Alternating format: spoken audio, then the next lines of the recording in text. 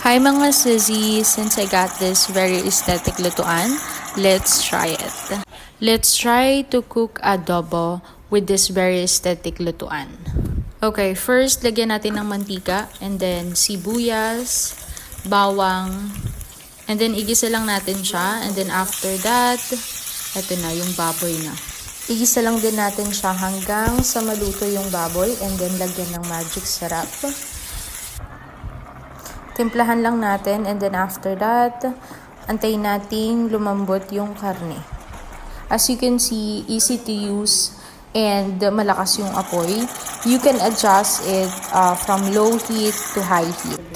Ayan, since luto na, yung pinaglutuan ko ng adobo, nilagay ko yung kanin para maging adobo rice. Ayan, 'di ba all in one? You can cook ulam and at the same time iba pang kanin and pwede ka ring magluto dito. Ayan na, kainan time. Ang sarap ng adobo with adobo rice. Check the yellow basket.